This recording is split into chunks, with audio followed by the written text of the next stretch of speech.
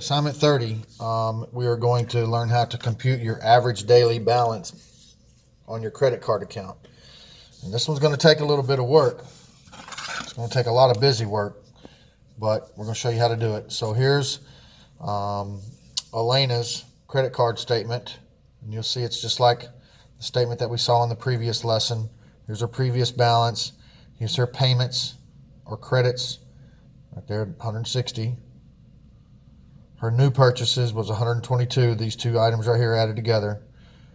Thinking some of your homework problems, these numbers are left blank and you got to fill those in. So that's how you'd fill them in. Just look for the payments, goes here. All the purchases go right here. There was no late charge, a finance charge of $12.09, a new balance of $803.89, and a minimum payment of $59. Her credit line is $3,000.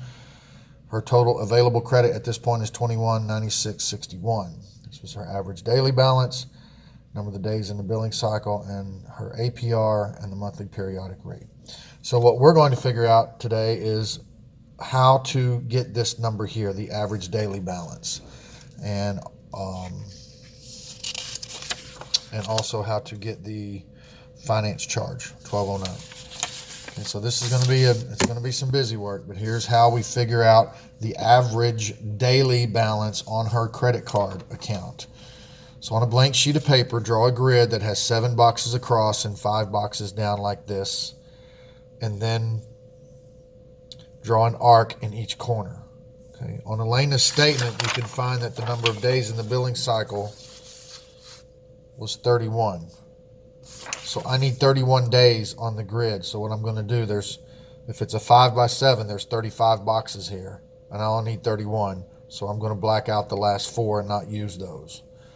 Okay. So enter the billing date. The billing date is 11/13 right there in the bottom box, in the last box.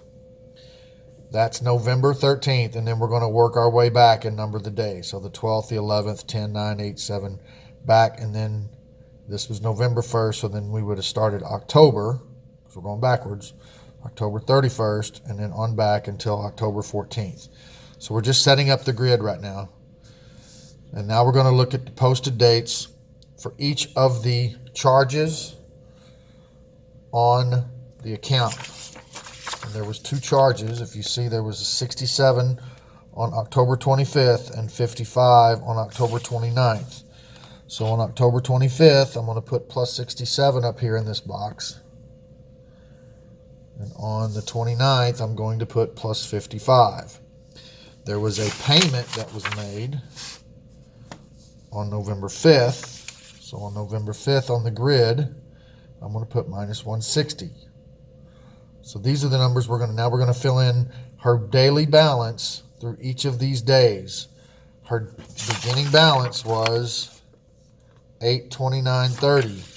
So $829.30 is going to go into every box until we get to October 25th, when there was a charge for 67. So we're going to add $67 to this number. And when you add $67 to that number, you get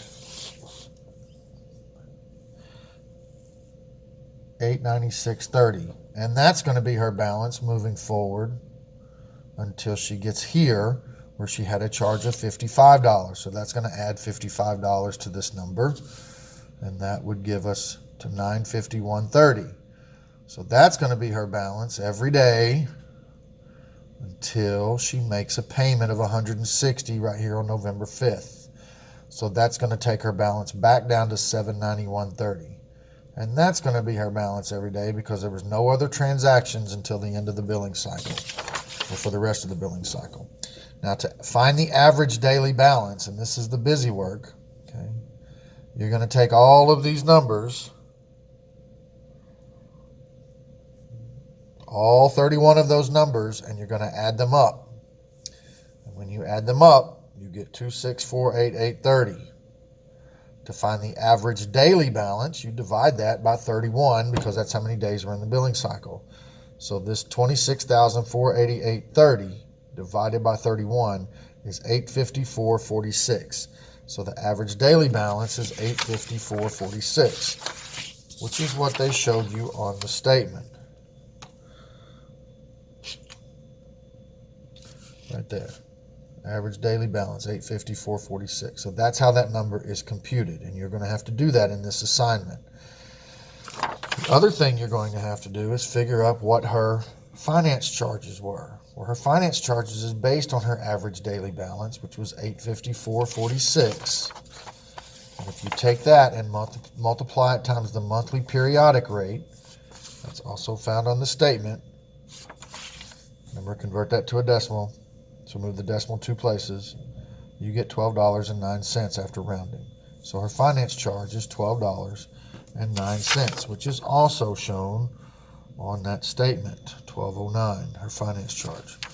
That's how you compute those two numbers.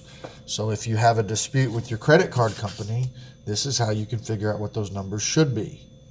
Or if you want to really make sure that they're calculating everything correctly, then that's how you would do it.